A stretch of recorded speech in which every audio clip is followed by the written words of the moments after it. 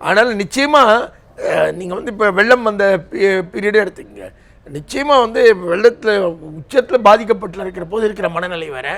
ஆனால் அது பிறகு அக்கௌண்ட்டில் 5000 ரூபா விழும்போது உடனடியாக வந்து அந்த 5000 எடுத்து என்ன செய்ய முடியும், என்னென்ன சால்வ் பண்ணிக்க முடியும் குடும்பத்துக்கு அப்படின்னு வந்த உடனே மாறக்கூடிய மனநிலைன்னு ஒன்று இருக்குல்ல. இதுதான் ஹியூமன் சைக்காலஜி.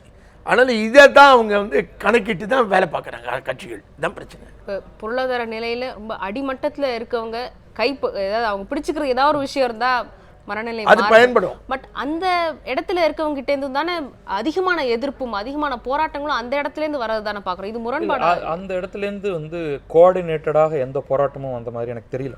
உண்மையில ஸ்பான்டேனியஸாக நடக்கும். அது வரும் தெருவில் உடனடியாக வந்து நின்று எங்களுக்கு உடனடியாக தண்ணி வேணும், இமோஷனலாக நடக்கும், ரோடு வேணும் அப்படின்னு கேட்பாங்களே தவிர உண்மையிலேயே அடிமட்ட ஏழைகள் தங்களுக்கான வளர்ச்சிக்கான வழிகள் என்னங்கிறத உட்கார்ந்து யோசித்து ஒரு பெரிய போராட்டத்தையும் இது வரைக்கும் நடத்தலை. இல்லை, அந்த இடத்துல ஒரு வரி சொல்லணும், பதில் சொன்னதுக்கு சப்ளிமெண்ட் பண்ணேன். ரொம்ப வருஷம் முன்னால் பாரதி தெளிவாக அந்த 2 லைனில் சொல்லிட்டான். கஞ்சி குடிப்பதற்கிறார், இதன் காரணம் இவை என்னும் அறிவும் இல்லார் அப்படின்னு சொல்கிறான். ஏன் எனக்கு கஞ்சி இல்லை அப்படின்னா அதுக்கான காரணம் இருக்குல்ல, அதுவும் தெரியாமல் இருக்கிறது தான் ரியல் சிக்கல். அது தெரிஞ்சால் தான் நீங்கள் மொபிலைசேஷனோ ப்ரொட்டஸ்ட்டோ வர முடியும். ரொம்ப கரெக்ட். என்ன இதுதான் காரணம் இவை என்னும் அறிவும் இல்லார் சிக்கல் தான் அது. இன்னைக்கு தெளிவான போராட்டங்களை முன்னெடுக்கிறது யாருன்னு பார்த்தீங்கன்னா, ஒரு லோவர் மிடில் கிளாஸ்லேருந்து ஆரம்பித்து அப்பர் மிடில் கிளாஸ் வரைக்கும் வெவ்வேறு விதமான போராட்டங்கள் மூலம் அதை செய்கிறாங்க. ஆனால் அவர்களுக்கு தான் தங்களுக்கு என்ன தேவை அப்படிங்கிறது தெரியுது.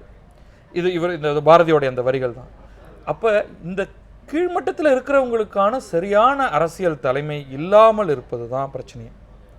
அது நடக்கும் பொழுது நீங்கள் வந்து இதெல்லாம் வெறும் புண்ணுக்கு மேலோட்டமாக ஒத்தடம் கொடுக்கறது, இது புண்ணை போக்குவதற்கான வழி இல்லை. எங்களுக்கு தேவை வந்து ஒரு தெளிவான கல்விக் கொள்கை. யாராவது ஒருத்தர் கல்வி பற்றி பேசி பார்த்துருக்கீங்களா இந்த போராட்டத்திலலாம்? கிடையவே கிடையாது. ஆனால் உண்மையான மாற்றம் இவர்களுக்கு சரியான கல்வி வரும்பொழுது தான் வரப்போகுது. இவர்களை பாவர்ட்டிலேருந்து வெளில எடுக்கிறதுக்கு கல்வி ஒன்று தான் தேவை. ஆனால் அதை பற்றி ஒரு அரசியல் கட்சியும் உருப்படியாக பேசலை. இந்த குபீர் போராட்டங்கள் எதுலேயும் அந்த கல்விங்கிறது வரவே இல்லை. இல்லை, இந்த போராட்டத்தை முக்கியமான ஒரு விஷயம் வெள்ள பாதிப்பு எடுத்துக்கங்க.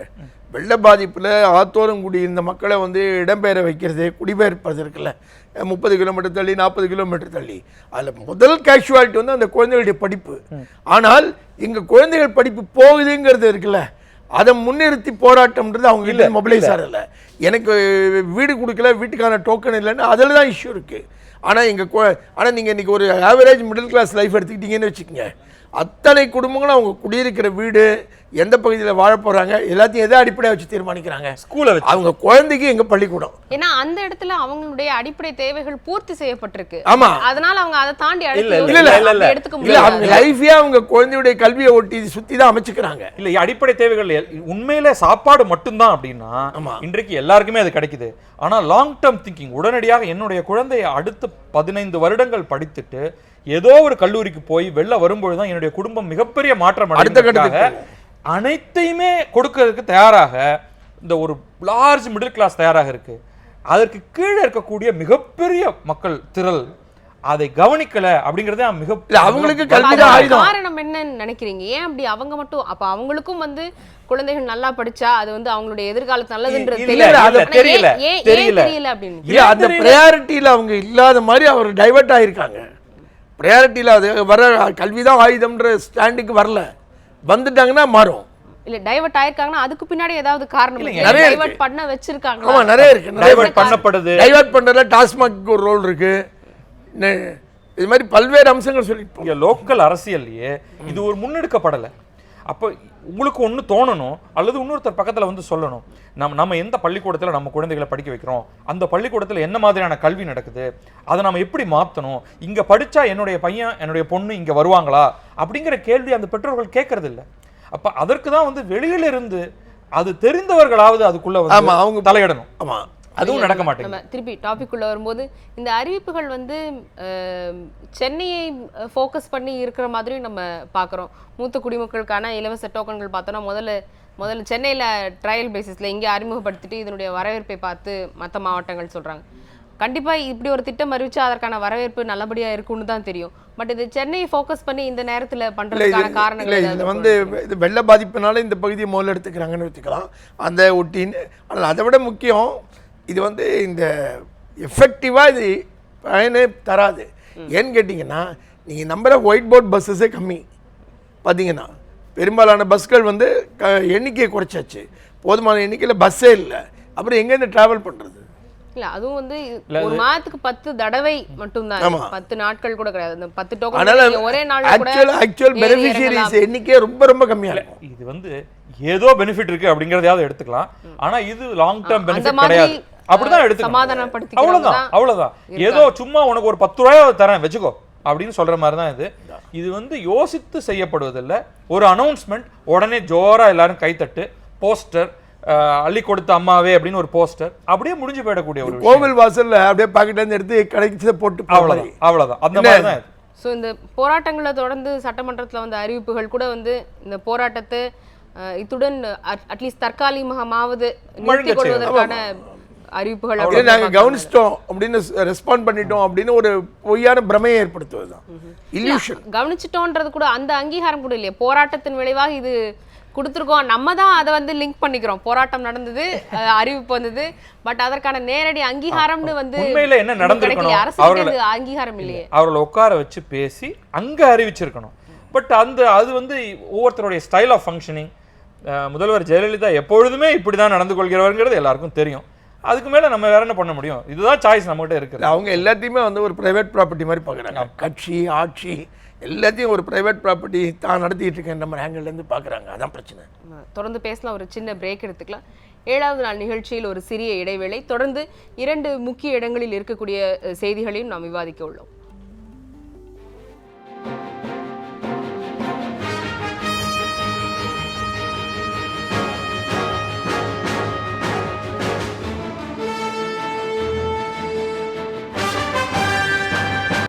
ஏழாவது நாள் நிகழ்ச்சியில் தொடர்ந்து பேசலாம்.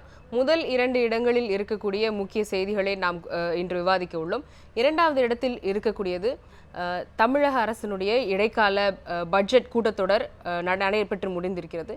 இந்த கூட்டத்தொடரில் அதிமுக அரசு கொடுத்த அனைத்து தேர்தல் வாக்குறுதிகளையும் நிறைவேற்றிவிட்டதாக முதல்வர் அவர்கள் தெரிவித்திருக்கிறார்.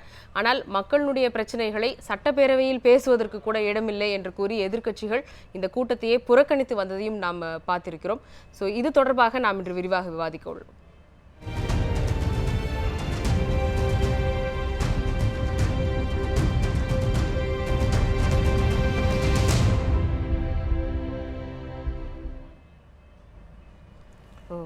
இடைக்கால பட்ஜெட் கூட்டத்தொடர் நடைபெற்று முடிந்துவிட்டது. கடந்த 4.5 ஆண்டுகளில் தமிழக அரசுக்கு இருக்கக்கூடிய கடன் சுமையானது அதிகரித்திருக்கிறது அப்படின்னு சொல்லி எதிர்க்கட்சிகள் குற்றம் சாட்டுகிற நிலையில் அதிமுக அரசு அனைத்து வாக்குறுதிகளையும் வந்து முழுமையாக தேர்தல் வாக்குறுதிகளை நிறைவேற்றிவிட்டது, ஒரு நல்ல அரசாக முழுமையாக சக்ஸஸ்ஃபுல்லாக செயல்பட்டிருக்கு அப்படின்னு சொல்லி முதல்வர் அறிவிக்கிறாங்க. இது ரெண்டும் எப்படி பார்க்குறேன்? இல்லை, ரெண்டு பேரும் அவங்கவுங்க எதோ சொல்லி ஆகணுமோ அதை சொல்லிட்டு இருக்காங்க. இவங்க அதையும் இதையும் மாற்றி சொல்ல போகிறதே கிடையாது. பட் அவங்கவுங்க நோக்கத்துக்காக மட்டும் தான் பேசுறாங்கன்னா அப்ப சட்டமன்றத்தில் இதை பேசும்போது அதுக்கான முக்கியத்துவம் நமக்கு ரொம்ப முக்கியமான விஷயம் வந்து தமிழக அரசுடைய கடன் சுமை அதிகமாக இருக்குன்றது வந்து அதிகாரப்பூர்வமான ஆவணங்களே இருக்கிற தகவல் தான். அதுலேயே தான் எவ்வளோ அமௌண்ட் எவ்வளோ குவாண்டம் இருக்குதுன்னு தெளிவாக இருக்குது. ஏது ஆச்சுங்கிறத நம்ம விவாதிக்க வேண்டியது. அதுக்கான விவாதமே நடக்க மாட்டேங்குது. இவ்வளவு கடன் சுமை ஏற்பட வேண்டிய அவசியம் என்ன? எதிரில் நம்ம கடன் சுமை ஏற்படுது, எப்படி இந்த கடன் சுமையை குறைச்சிருக்க முடியும், தவிர்க்க முடியும்? இதை பற்றின டிபேட்டே கிடையாது, எங்கேயுமே இல்லை. உள்ளேயும் இல்லை, வெளியிலையும் இல்லை. உள்ளே இல்லைங்கிறது பெரிய சோகம். உங்களுக்கு உள்ள டிபேட் இல்லைங்கிறது மட்டும் இல்லை, இந்த இடைக்கால பட்ஜெட் இதே நேரத்தில் தான் உங்களுக்கு உச்சநீதிமன்ற தீர்ப்பு வந்தது பார்த்தோம். தேமுதிக எம்எல்ஏக்களை சட்டமன்றத்தில் பங்கேற்கிறதுக்கு அனுமதி மறுத்த விஷயம் இருக்கு இல்லையா? அனுமதி தாக வேண்டும்னு உச்சநீதிமன்ற தீர்ப்பு வந்தது. இந்த நடந்து கொண்டு இருக்கிற அதிமுக ஆட்சிக்கு மிகப்பெரிய ஒரு கண்டன தீர்ப்பு அது பார்த்தீங்கன்னா.